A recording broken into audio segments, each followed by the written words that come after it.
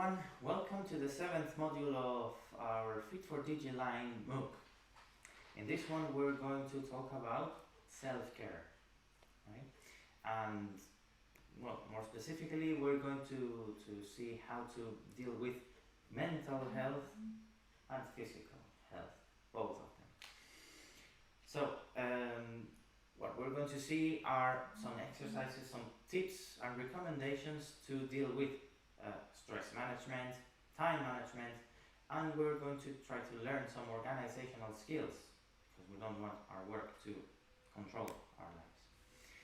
Now, to begin with this, the first thing we need to do is to look at some common sources of stress.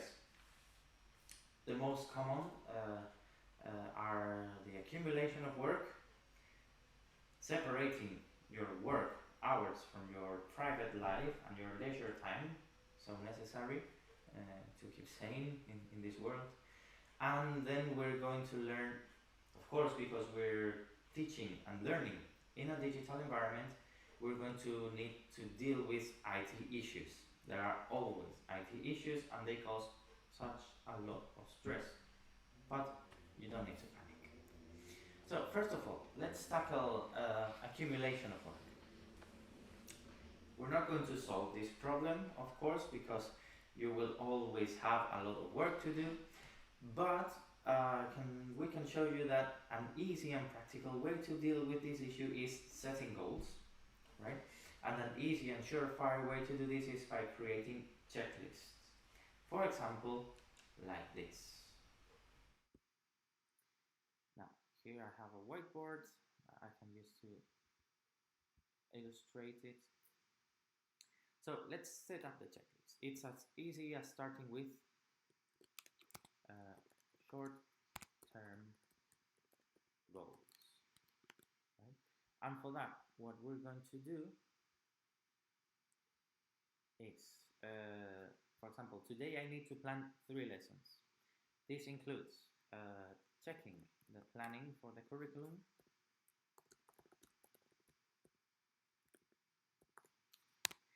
next, having all the materials ready,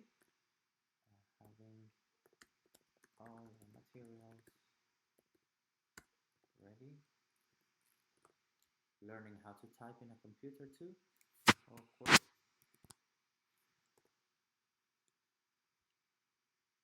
Yes, I want capital letters there, thank you. And then you need to make sure you can access all your digital materials. Make sure I can access all my digital materials. That I remember all my passwords, that I have a reliable internet connection, because you don't want to notice that it's all failing in the middle of the class and then run out of resources. Okay, so once you do all these things, you can cross them out and you feel a lot better, and you know that you have everything under control, which helps a lot. So you can see these points are valid both from the teacher's point of view as well as the students. Now, we can also set up long-term goals. Let's create another list here.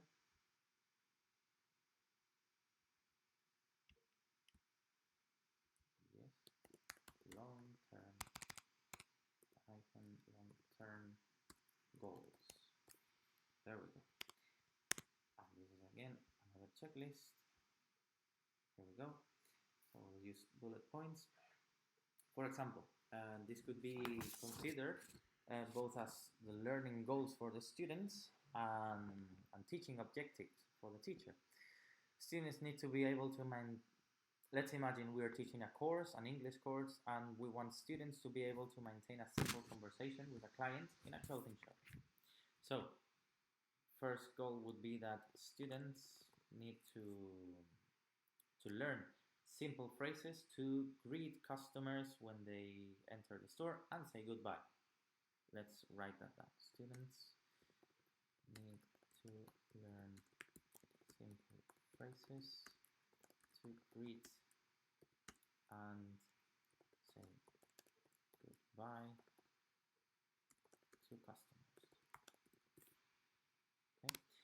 another bullet point would be that students have to acquire the vocabulary about shopping and about money and everything they need to sell. So students need to acquire vocabulary about shopping and money. There we go. And we could add another one, for example, saying that students need to be able to use specific vocabulary about their products. Okay, so students need to be able to use specific vocabulary about their own product.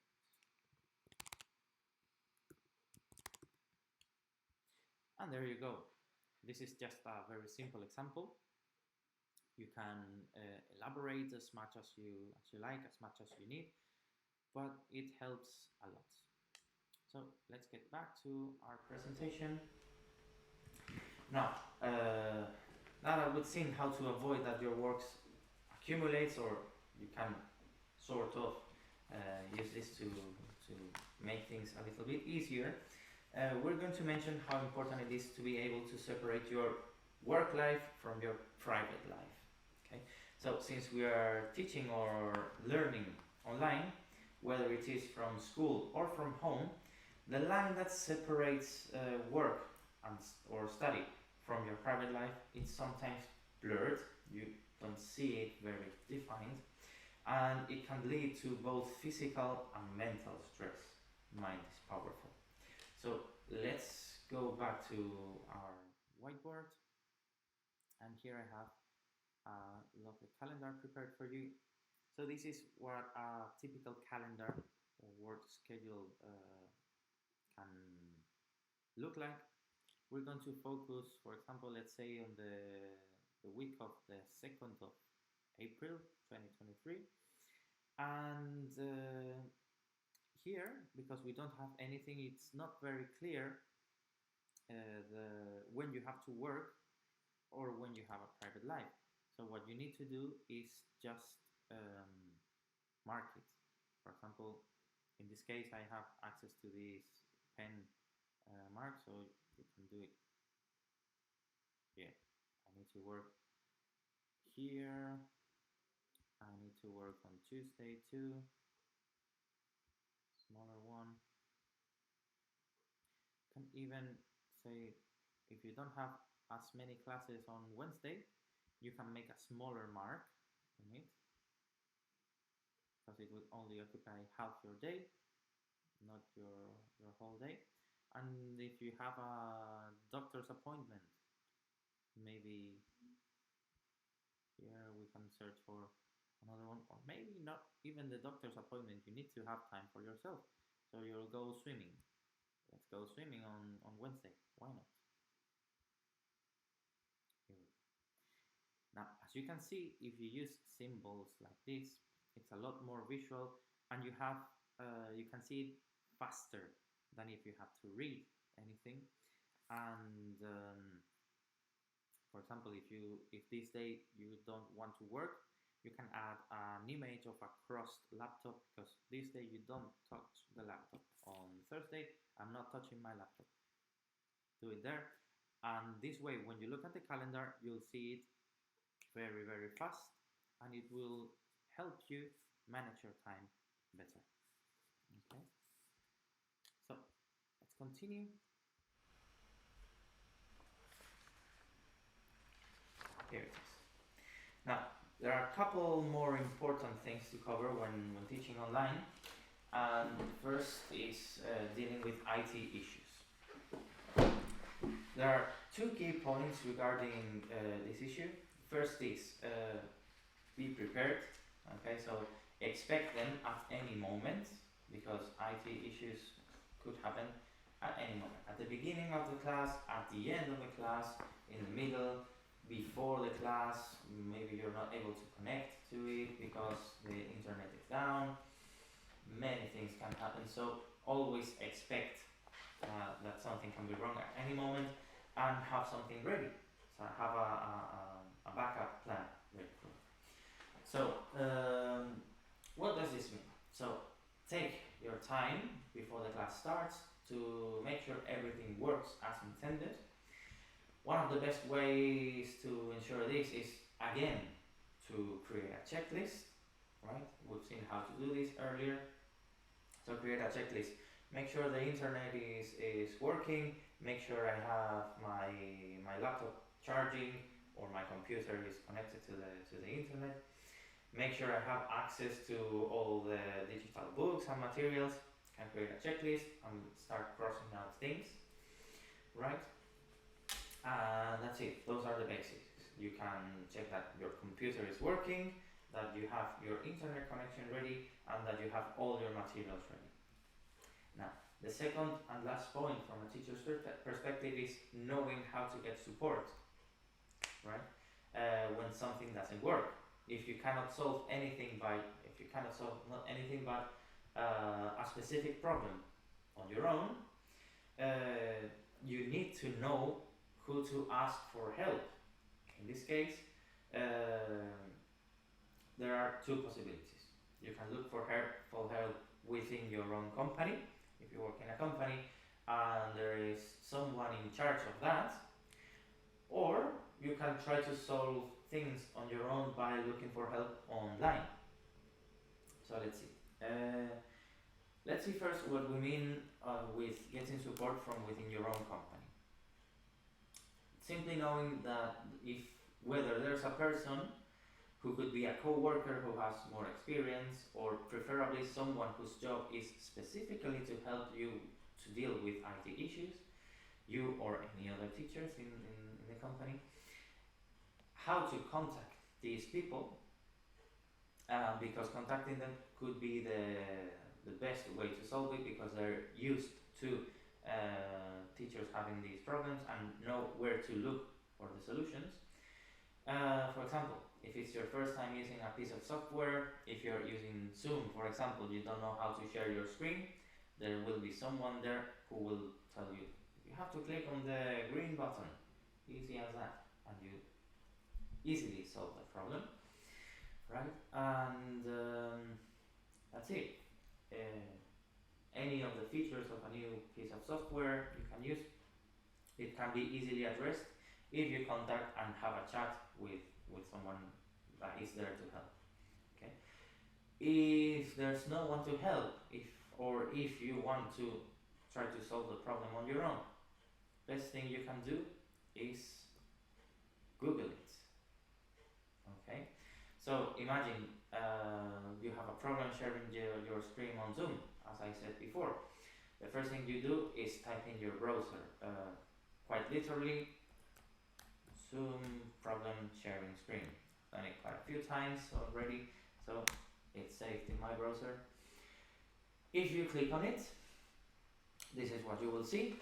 As of today, maybe it will change when you see the video, but usually Google tells you, looks for the problem and gives you an approximate solution, right? So here, the first thing that they usually tell you is to restart your device or the browser or the app you are using, right? If it doesn't work, uninstall it and then download and reinstall it again. But for example, the best way that you can find support online is the support page of the app or the software you are using. Let's see what we have here.